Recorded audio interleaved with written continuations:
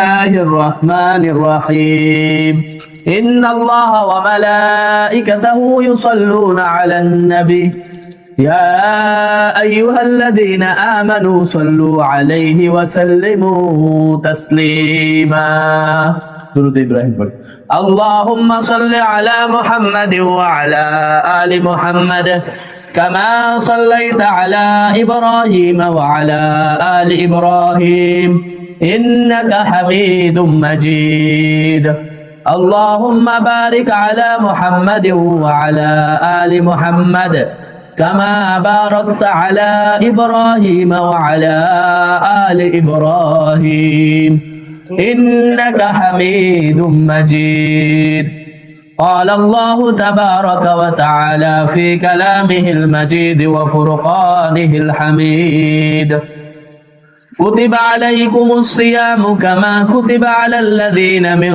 قبلكم لعلكم تتقون وقال تعالى ولا تكونوا كالتي نقضت غزلها من بعد قوة أنكاثا وعن عائشة رضي الله تعالى عنها قالت قال رسول الله صلى الله عليه وسلم خير الأعمال ما دام وإن قل أو كما قال عليه الصلاة والسلام الحمد لله আল্লাহ পাকের দরবারে অসংখ্য অগণিত শুকরিয়া যে আল্লাহ পাক রব্বুল আলামিন আমাদেরকে রমজানের শেষ প্রান্তে এসে রমজানের প্রায় শেষ জুমা আল্লাহ তাআলা আমাদেরকে আদায় করার জন্য যথাসময়ে মসজিদে আসার এবং বসার তৌফিক দান করেছেন। এই জন্য আমরা সকলেই দিল থেকে শুকরিয়া আদায় করি, বলি আলহামদুলিল্লাহ। রমজান চলে যাচ্ছে, আবার এক বছর পরে, দীর্ঘ এক বছর পরে রমজান আবার আসবে। কোরআনের মধ্যে আল্লাহ তাআলা বলেন তিলকাল আইয়ামু নুদাবিলুহা বাইনান নাস, এই দিন ঘুরে ঘুরে আবার আসতে থাকবে। কিন্তু আমরা যারা আজকে আছি, আমরা কি সবাই থাকতে পারবো আগামী রমজান পর্যন্ত? এর কোনো গ্যারান্টি নাই। গত রমজানে আমাদের সাথে রমজান ভাইয়ের আব্বা ছিল, আরো কত আমাদের আশেপাশে পরিচিত অনেক লোক ছিল, এই রমজানে তারা নাই। দীর্ঘ এক বছর পরে আবার রমজান আসবে, দেখা গেছে আমাদের মধ্যে অনেকেই থাকবে না।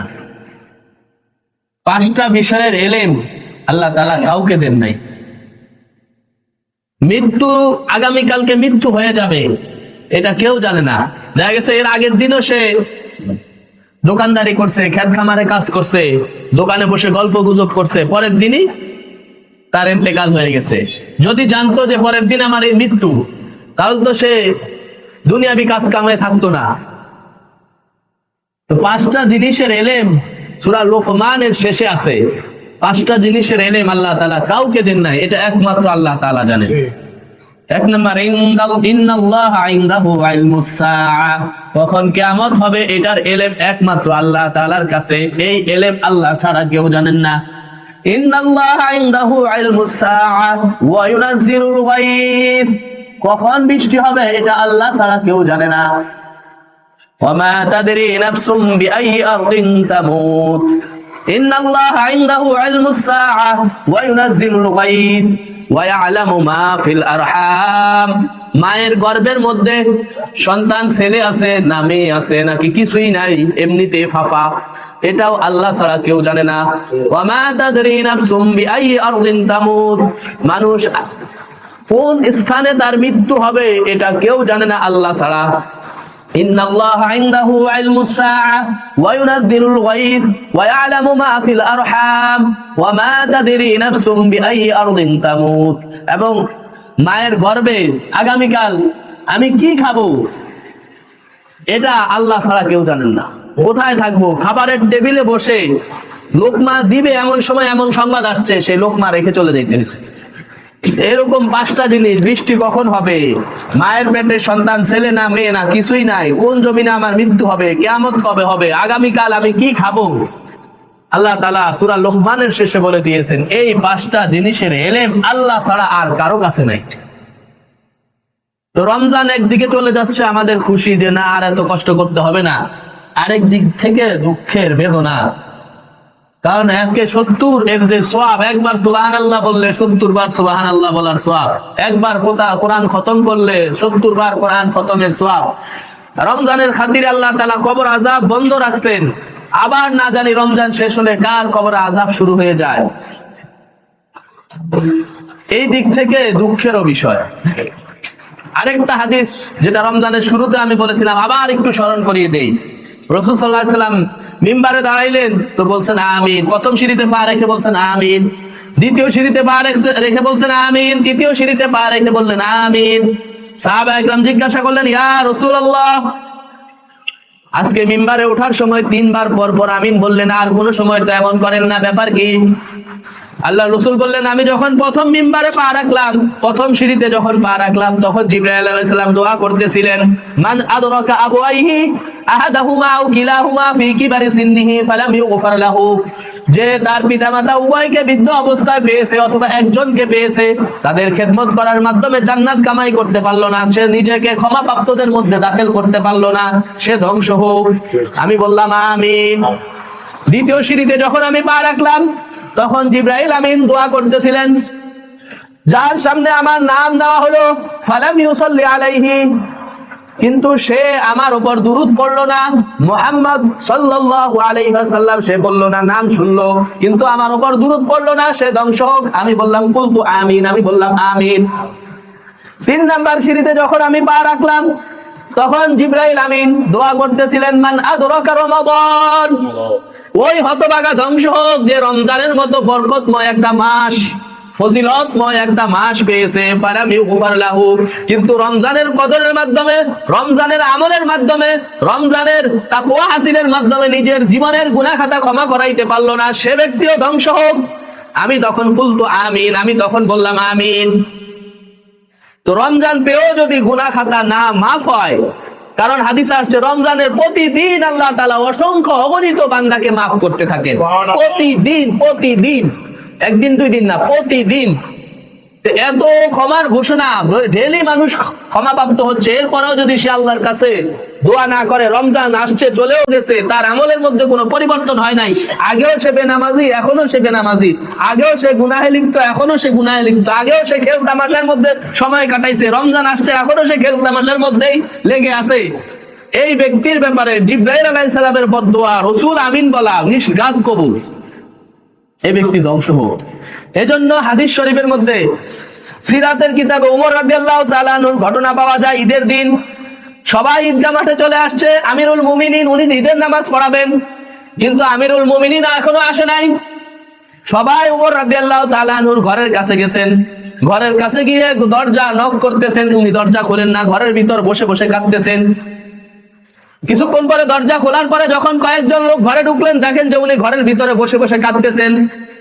সবাই বললো, ইয়া আমিরুল মুমিনিন, দীর্ঘ 30 দিন রোজা রাখার পরে আজকে আমাদের জন্য ঈদের দিন, খুশির দিন, আনন্দের দিন, আজকে আপনি কাঁদতেছেন কারণ কি? সবাই আপনার জন্য অপেক্ষা করতেছে ঈদগাহ মাঠে। তখন ওমর রাদিয়াল্লাহু তাআলা আনহু বললেন, আরে ঈদ তো ওই ব্যক্তির জন্য যে এটা জেনে ফেলেছে যে তার ক্ষমা হয়ে গেছে, আমি ওমর তো এখনো জানতে পারি নাই যে আল্লাহ তাআলা আমাকে ক্ষমা করছেন কিনা। রাসূলের ধমকি, যে রমজান পাইলো নিজের গুনাহ ক্ষমা করাইতে পারলো না, সে ধ্বংস হোক। এখন আমি কি ওই ধমকির ভিতরে, ওই বদদোয়ার ভিতরে আছি না আল্লাহ তাআলা আমাকে ক্ষমা করে দিয়েছেন? আমি তো সেটা জানি না। ঈদ তো ওই ব্যক্তির জন্য যে ক্ষমা পেয়ে গেছে, আমার ব্যাপারে কি ফয়সালা হয়েছে আমি তো সেটা জানি না, তা আমি কিভাবে খুশি হইতে পারি? তাহলে ওমর রাদিয়াল্লাহু তাআলা আনহুর মতো ব্যক্তিত্ব, উনি ঈদের দিন বসে বসে কাঁদতেছেন, হায় রমজান তো চলে গেল, আবার 1 বছর পরে রমজান আসবে, আমি থাকবো কিনা, আমরা কে থাকবো কে থাকবো না, এই ভয়ে উনি কাঁদতেছেন যে আমি আমার গুনাহ ক্ষমা করাইতে পারলাম কিনা। অথচ আল্লাহ রাসূল বলছেন ওমর রাদিয়াল্লাহু তাআলা আনহুর ব্যাপারে, লাউ কানা বাদি নাবিয়ান লাকানা ওমর, যদি আমার পরে কেউ নবী হতো তাহলে সেই লোকটা হতো ওমর।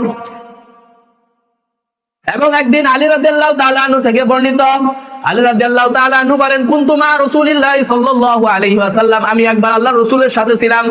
ঈদ তলা আবু বকর ওয়া উমর, হঠাৎ আবু বকর এবং ওমর আসলেন।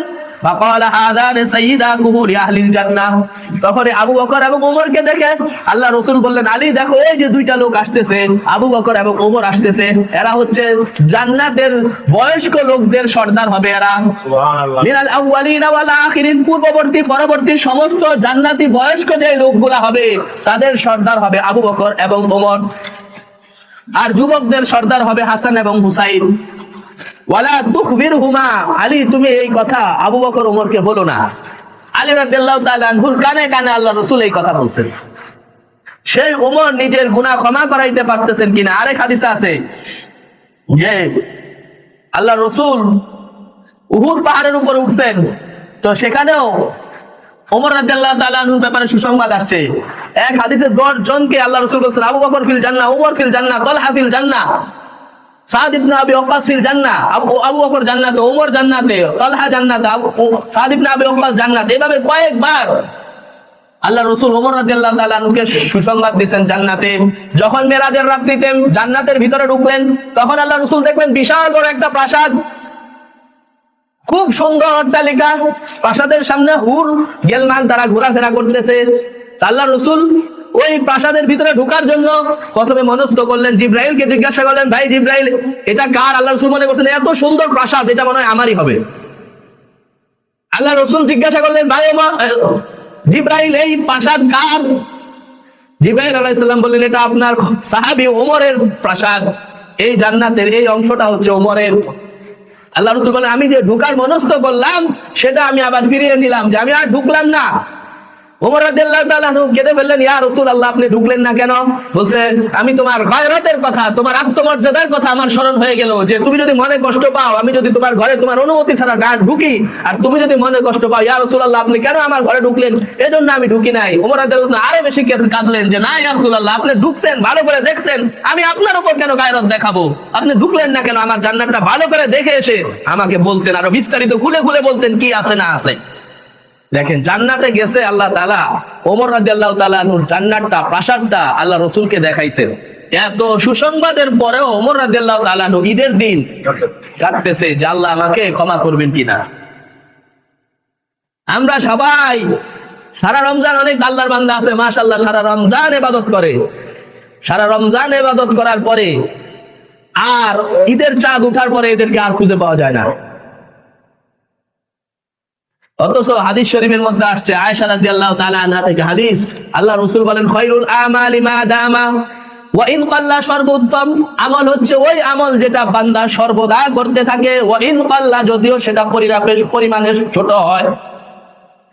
সারা রমজান রোজা রাখতে, চাঁদ উঠছে ব্যাস এক বস্তা বুম কিনে নিয়ে আসছে, সারা রমজান তারাবি পড়ছে, ইবাদত করছে, এরপরে গিয়ে ঈদের দিন গেছে শাকিব খানের কোন সিনেমাটা বাইর হয়েছে ওটা দেখতে, ঈদের সিনেমা। রাত্রে আবার টিভির সামনে বসছে, ঈদের কোন নাটকটা বাইর হয়েছে। এদের ব্যাপারে খুব সুন্দর, যারা এই সারা রমজানের আমল নষ্ট করে দেয়, এদের ব্যাপারে কোরআন শরীফে একটা খুব সুন্দর দৃষ্টান্ত আছে। সূরা নাহালের 92 নম্বর আয়াতে আল্লাহ তাআলা বলেন, ওয়ালা তাকুনু কাল্লাযীনা ক্বাদাত গাজলাহা মিন বাদি কুওয়াতিন আনকাসা, তোমরা ওই মহিলার মতো হয়েও না যে মহিলা সারাদিন সুতা পেঁচায়, সুতা পাকায়, যখন সন্ধ্যা হয় এক টান দিয়ে সব সুতা খুলে ফেলে। আরবে তৎকালীন সময়ে দুইটা মহিলা ছিল, মাথার মধ্যে এদের হয়তো সমস্যা ছিল, সারাদিন সুতা পাকাইতো, যখন সন্ধ্যা হইতো তো এক টান দিয়ে সে তার সুতা খুলে ফেলতো। সারাদিন কষ্ট করে সুতা পাকাইছে, এক টানে খুলে ফেলছে। আল্লাহ তাআলা বলেন, তোমরা যারা আমল করো, আমল করতেছো, তোমরা ওই নির্বোধ মহিলার মতো হইও না।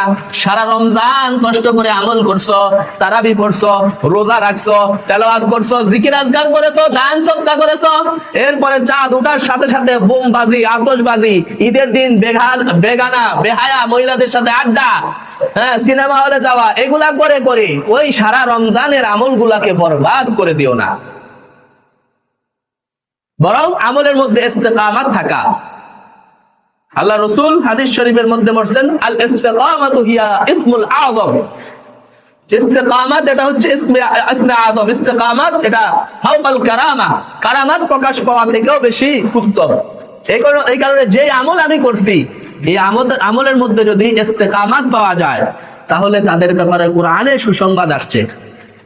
যে আমলই আমি করছি এটা বজায় রাখা, এটা ছেড়ে না দেওয়া। রমজান শেষ মানে আমলও শেষ এমনটা না। ওয়াবুদু রাব্বাকা হাত্তা ইয়াতিয়াকাল ইয়াকিন। আল্লাহ বলছেন তোমরা ইয়াকিন আসা পর্যন্ত, মৃত্যু আসার আগ পর্যন্ত তোমাদের রবের ইবাদত করতে থাকো। সূরা হামিম সেজদার 30 নম্বর আয়াতে আছে, 24 পারা। ইন্নাল্লাযীনা ক্বালু রাব্বুনাল্লাহ সুম্মা ইসতাকামু, যারা তাদের রব আল্লাহ বলে স্বীকার করে নিয়েছে, ইসলামকে মেনে নিয়েছে, সুম্মা ইসতাকামু, অতঃপর ওই আমলের উপর ইস্তেকামাত ছিল। তাতানাজ্জালু আলাইহিমুল মালাইকাতু আল্লা তাখাফু ওয়া লা তাহজানু, এই আমলের উপর কষ্ট করে ধৈর্য ধরে ইস্তেকামাত যারা থাকতে পারবে, আল্লাহ তাআলা বলেন তাদের মৃত্যুর সময় তাতানাজ্জালু আলাইহিমুল মালাইকাতু, হাজার হাজার ফেরেশতা আসবে তাদেরকে ফুলের তোড়া দিয়ে বরণ করার জন্য। তাতানাজ্জালু আলাইহিমুল মালাইকাতু আল্লা তাখাফু, আল্লাহ তাআলার ফেরেশতারা বলবে যে তুমি যে একটা নতুন জায়গায় যাচ্ছ, কবর আছে, হাসর আছে, মিজান আছে তোমার সামনে, জান্নাত জাহান্নাম আছে, এই জায়গাগুলা কি হবে না হবে এটা নিয়ে তুমি ভয় করো না। আল্লাহ তাখাফু ওয়া লা তাহজানু, সন্তান রেখে যাচ্ছ, পরিবার পরিজন রেখে যাচ্ছ, পৃথিবীতে তারা কিভাবে থাকবে না থাকবে এটা নিয়েও পেরেশান হয়ে না, ভবিষ্যতের জন্য ভয় পেও না, অতীতের পিছনে তোমার চলে যাওয়ার পরে তোমার পরিবারের কি হালত হবে, তোমার সন্তানদের কি হালত হবে এটা নিয়েও তুমি পেরেশানিতে পড়ো না। ওয়া আবশিরু বিল জান্নাতিল্লাতী কুনতুম তুআদুন, এবং ওই জান্নাতের সুসংবাদ বহন করো যে জান্নাতের ওয়াদা আল্লাহ তাআলা তোমাদেরকে দিয়েছেন। এই কথাগুলো সে শুনতে থাকবে আর এই দিক দিয়ে তার রূহ বের হয়ে যাবে। বলছে ফেরেশতাদের এই সুসংবাদ শুনতে শুনতে তার রূহ কখন তার দেহ থেকে বের হয়ে যাবে ওই ব্যক্তির টেরও পাবে না, সুবহানাল্লাহ, সে বুঝতেই পারবে না যে আজরাইল তার জান কবজ করতেছে। ফেরেশতারা তাকে সুসংবাদ দিতেছে, একজন দুইজন না, শত শত ফেরেশতা আসবে তার সাথে তাকে সুসংবাদ দেওয়ার জন্য। কাদেরকে? যারা যে কোনো আমল একবার ধরছে তো ইস্তেকামাত ছিল, আমল আর ছাড়ে নাই। রমজানের শুরুতে আলহামদুলিল্লাহ অনেক মানুষ তারাবিতে আসছে, এখন আর আসে না, এখন ছেড়ে দিচ্ছে, ইস্তেকামাত নাই, আমলের মধ্যে ইস্তেকামাত নাই। তো এদেরকে ফেরেশতারা বলবেন তোমরা ভয় পেও না, পেরেশান হয়েও না, এবং ওই জান্নাতের সুসংবাদ গ্রহণ করো যে সুসংবাদ তোমাদেরকে আল্লাহ তাআলা দিয়েছেন। এরপরে ফেরেশতারা আরো বলবেন নাহনু আউলিয়াউকুম ফিল হায়াতিদ দুনিয়া ওয়া ফিল আখিরাহ, ফেরেশতারা বলবেন দুনিয়াতে আমি নেককার লোকদের বন্ধু ছিলাম, সাথে ছিলাম, দুনিয়াতে দেখো নাই, এখন আমি দেখা দিছি। ফাকাশাফনা আনকা গিতাআকা ফাবাসারুকা লিয়াউমা হাদিদ, আল্লাহ তাআলা বলেন মৃত্যুর সময় আমি সবার চোখের সামনে যে পর্দা আছে সেই পর্দা সরিয়ে দেব, তখন সে সব দেখতে পাবে। ওই মৃত পথযাত্রী ব্যক্তির সামনে তখন জান্নাত জাহান্নাম তুলে ধরা হবে, আখিরাত তুলে ধরা হবে, ফেরেশতারা তাদের সামনে চলে আসবে। ফেরেশতারা বলবে দুনিয়াতেও তোমার সাথে ছিলাম, বন্ধু হিসেবে তোমার সাথে সাথে ছিলাম, ওয়াফিল আখিরাহ, আখিরাতেও তোমার সাথে থাকবো।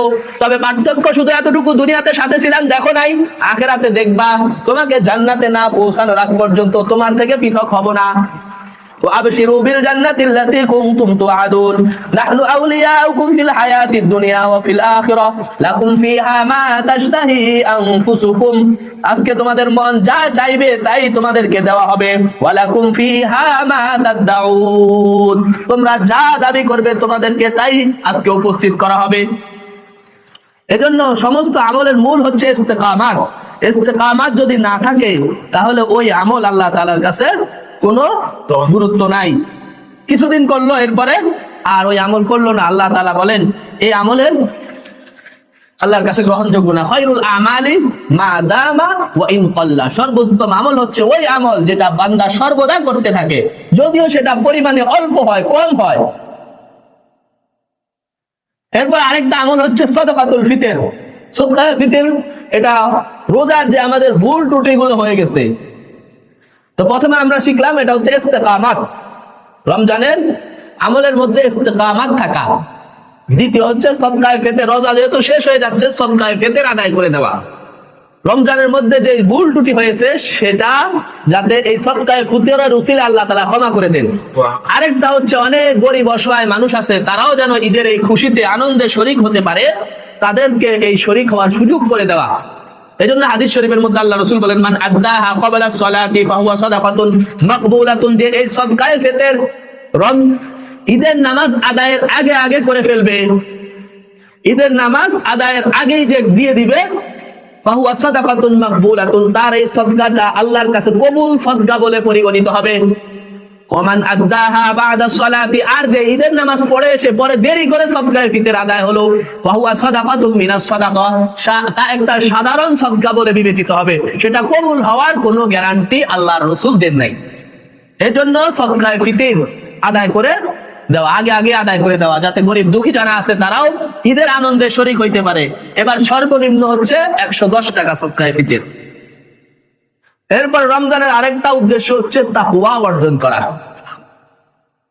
আল্লাহ তাআলা কোরআনের মধ্যে সূরা বাকারায় বলছেন, কুতিবা আলাইকুমুস সিয়ামু কামা কুতিবা আলাল্লাযীনা মিন ক্বাবলিকুম লাআল্লাকুম তাত্তাকুন, নিশ্চয়ই তোমাদের উপর রোজাকে ফরজ করা হয়েছে যেমন তোমাদের পূর্ববর্তী জাতির উপর রোজাকে ফরজ করা হয়েছে। কেন? লাআল্লাকুম তাত্তাকুন, যাতে করে তোমরা মুত্তাকি হতে পারো, আল্লাহর ভয় তোমাদের মধ্যে আসে। আর আখিরাতের যত নাজ নিয়ামত আছে, জান্নাতের যত নাজ নিয়ামত আছে, সব নাজ নিয়ামত একমাত্র মুত্তাকিরাই পাবে।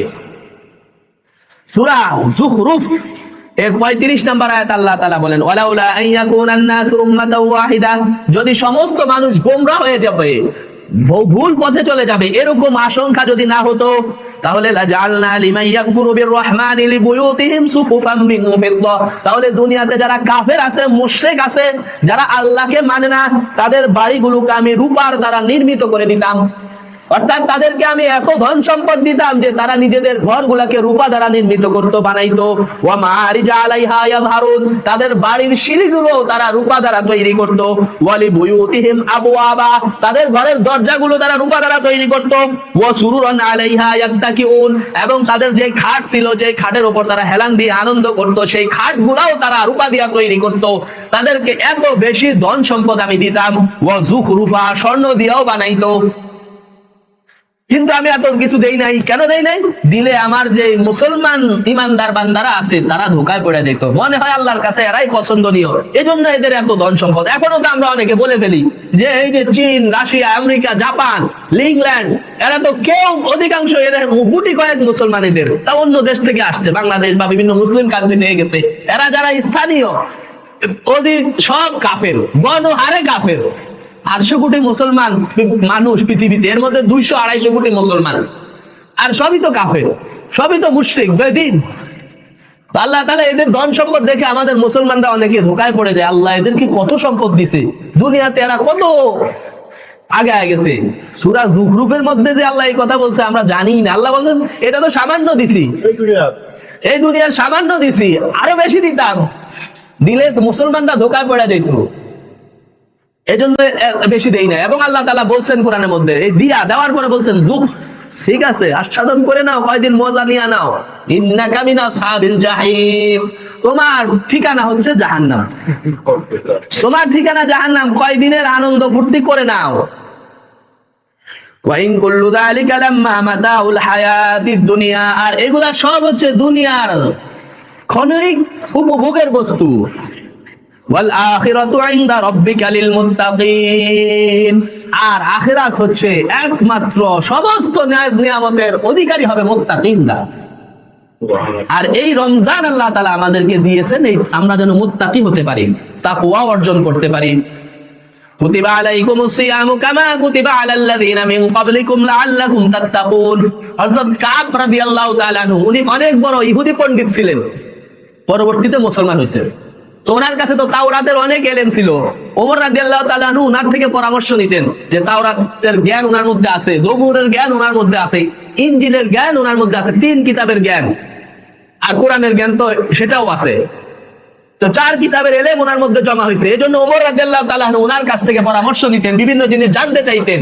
তো একবার ওমর রাদিয়াল্লাহু তাআলা আনহু ওনাকে জিজ্ঞাসা করলেন, আল্লাহ তাআলা বলছেন ওয়াল আখিরাতু ইনদা রাব্বিকা লিল মুত্তাকিন, আখিরাত একমাত্র মুত্তাকিরাই পাবে, আখিরাতের নাজ নিয়ামতের ভাগীদার একমাত্র মুত্তাকিরাই হবে। এই তাকওয়া কি জিনিস? তাকওয়া কি জিনিস? কাব বিন মালিক রাদিয়াল্লাহু তাআলা আনহু তখন ওমর রাদিয়াল্লাহু তাআলা আনহুকে বললেন, সুন্দর একটা দৃষ্টান্ত দিলেন যে হযরত আপনি কি কখনো কাঁটাদার বৃক্ষ যেখানে আছে, ক্যাকটাস, এরকম রাস্তা দিয়ে আপনি অতিক্রম করেছেন যেখানে অনেক কাঁটা? ওমর রাদিয়াল্লাহু তাআলা আনহু বলেন, হ্যাঁ, এরকম অনেক রাস্তা দিয়ে আমার জীবনে আমি অতিবাহিত হয়েছি, চলতে হয়েছে। বলছে ওই রাস্তা দিয়ে যখন আপনি চলেছেন তখন কিভাবে চলেছেন? বলছে আমি প্রত্যেকটা মুহূর্তে সতর্ক থেকেছি যাতে একটা কাঁটাও আমার শরীরে না বিঁধে, আমার শরীরে যেন কাঁটা বিদ্ধ না হয়, এই জন্য আমাকে খুব সতর্ক হয়ে আমার জামাকে, আমার শরীরকে আমি সতর্কভাবে হেফাজত করে চলেছি। কাব রাদিয়াল্লাহু তাআলা আনহু বলেন, হ্যাঁ হিয়া তাকওয়া, এটার নামই হচ্ছে তাকওয়া। দুনিয়াতে চলতে গেলে সুদের অফার আসবে, ঘুষের অফার আসবে, সুন্দরী নারীর অফার আসবে, গুনাহের বিভিন্ন আসবাব আপনার সামনে মুহূর্তে মুহূর্তে আসবে। এই গুনাহ থেকে, এই যে আল্লাহর ভয়ে, এই সমস্ত গুনাহের পরিবেশ থেকে আপনি যদি বেঁচে থাকতে পারেন তাহলেই আপনি হচ্ছেন মুত্তাকি। তাকওয়া, আল্লাহর ভয়, এটাই। আল্লাহ তাআলা আমাদের সকলকে রমজানের যে তাকওয়া, সেই তাকওয়া অর্জন করার তৌফিক দান করুন। এবং রমজানের পরেও যেন আমরা আমলগুলা ছেড়ে না দেই, তাহলে আমাদের অবস্থা আল্লাহ বলেন ওই মহিলার মতো হবে যে সারাদিন কষ্ট করে সুতা পাকায়, সন্ধ্যা হলে এক টানে সেটা খুলে ফেলে। আমরা সারা রমজান যদি আমল করলাম, আর রমজানের শেষে ঈদের চাঁদ ওঠার সাথে সাথে বোমাবাজি শুরু করলাম, ঈদের দিন বেহায়াবানা, অশ্লীলতা, নারীদের সাথে আড্ডা, গল্প গুজবে কাটাইলাম, ঈদের ছবি, ঈদের নাটক এগুলা দেখলাম, আর আমলের দাঁড় টানলাম না, তো একদিনেই সব আমল বরবাদ হয়ে যাবে। ওই যে যেরকম সারাদিন কষ্ট করে দড়ি পাকাইছে, এক টানে খুলে ফেলছে। কি সুন্দর উদাহরণ আল্লাহ তাআলা কোরআন শরীফে দিয়েছে। সূরা নাহলের 92 নম্বর আয়াত খুলে দেখবেন। আল্লাহ তাআলা আমাদেরকে রমজানের তাকওয়া দান করেন, রমজানের পরেও আমলের মধ্যে ইস্তেকামাত থাকার তৌফিক দান করেন। এরপরে যদি 29 রমজান হয়, তাহলে দেখা গেছে ঈদের দিনই ঈদ হবে, শুক্রবারে ঈদ হবে, তাহলে সেই হিসেবে আজকে শেষ জুমা। তো ঈদের দিনের কিছু গুরুত্বপূর্ণ সুন্নত আছে। ঈদের দিনে একটা সুন্নত হচ্ছে সকাল সকাল ঘুম থেকে ওঠা, এবং এটা সারা বছরের আমলে আমরা করতে পারি। আল্লাহ রাসূল সকালবেলায় যারা ঘুম থেকে ওঠে তাদের জন্য বরকতের দোয়া করছেন। আল্লাহ রাসূল বলেন, আল্লাহুম্মা বারিক লি উম্মতি ফি বুকুরিহিম, হে আল্লাহ আমার উম্মতের সকালবেলার সময়ের মধ্যে আল্লাহ আপনি বরকত দান করুন। আমিন। এটা আল্লাহ রাসূল দোয়া করছেন। আমরা উঠতে উঠতে 9টা 10টা বাজে, যার কারণে আমাদের সময়ের মধ্যে বরকত থাকে না, সারাদিন দৌড়াইয়াও কাজ শেষ হয় না। আর আপনি ফজর নামাজ পড়ে কাজ শুরু করেন, দেখবেন 10টা 11টার মধ্যে কাজ মোটামুটি একটা গোছায় নিয়ে আসছেন।